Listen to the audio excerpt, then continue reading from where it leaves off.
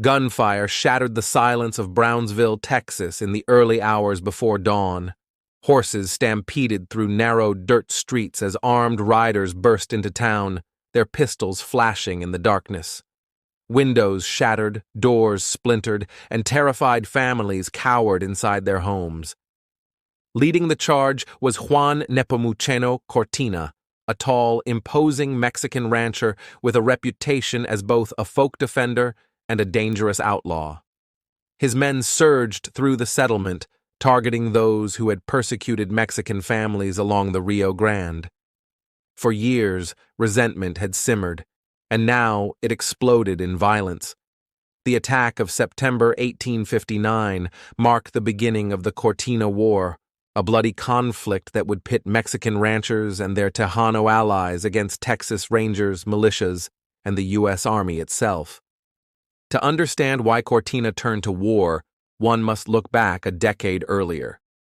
In 1848, the Treaty of Guadalupe Hidalgo ended the U.S.-Mexican War. Mexico lost half its territory, and thousands of Mexican families suddenly found themselves under American rule.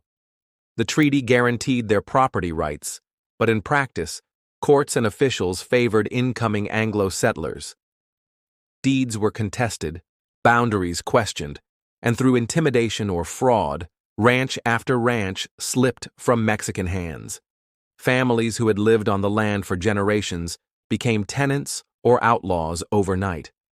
Cortina, born in 1824 in Tamaulipas, and heir to large ranches near Brownsville, saw neighbors lose everything. He was wealthy and influential, but his identity was tied to defending his community.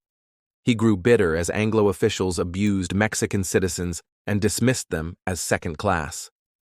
The spark came on July 13, 1859. Cortina witnessed a Brownsville marshal, Robert Shears, savagely pistol whip a Mexican man named Thomas Cabrera in public.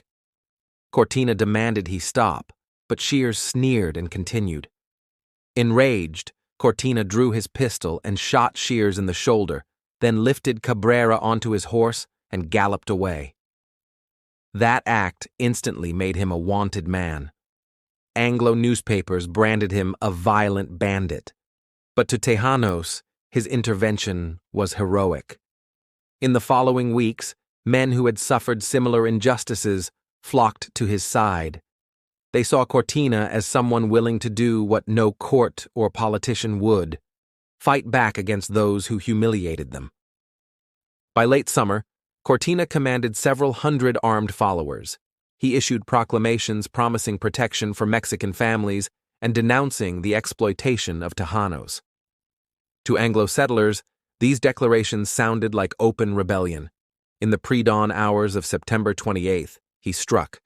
His men rode into Brownsville firing shots, seizing weapons, and targeting officials notorious for persecuting Mexicans.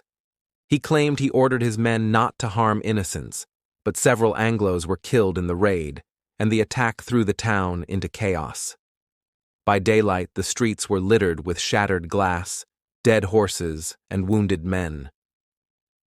Cortina pulled back before the U.S. Army garrison at Fort Brown could intervene, but his message was clear: Tejano grievances would not be ignored. In the weeks that followed, Cortina's forces carried out raids across the Rio Grande Valley. They ambushed ranchers, burned property, and skirmished with hastily formed Anglo militias. Newspapers fanned panic, calling him the Mexican Robin Hood, or, more often, the Red Robber of the Rio Grande. Ranchers begged for protection. Brownsville's merchants warned that trade and travel would collapse. In Austin, state leaders turned to the Texas Rangers, the hardened frontier fighters who had already built a reputation for brutal efficiency. Captain John "Rip" Ford was placed in command. Ford, a physician-turned-soldier, had earned his nickname by marking "Rest in Peace" on casualty lists. He was disciplined, relentless, and respected by his men.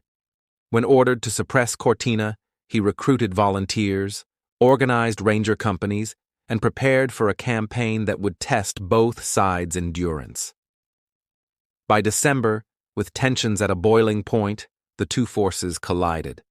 On December 27, 1859, near Rio Grande City, Cortina gathered around 400 fighters, Mexican ranchers, loyal Tejanos, and desperados, attracted by the chance of loot.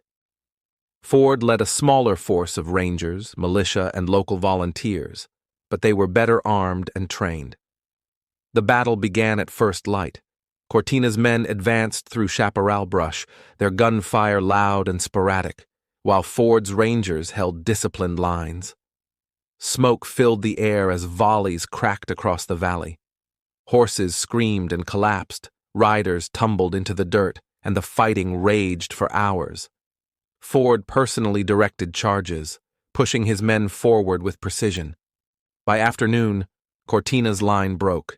His fighters scattered, many swimming across the Rio Grande to safety. Dozens were killed, and Cortina himself barely escaped.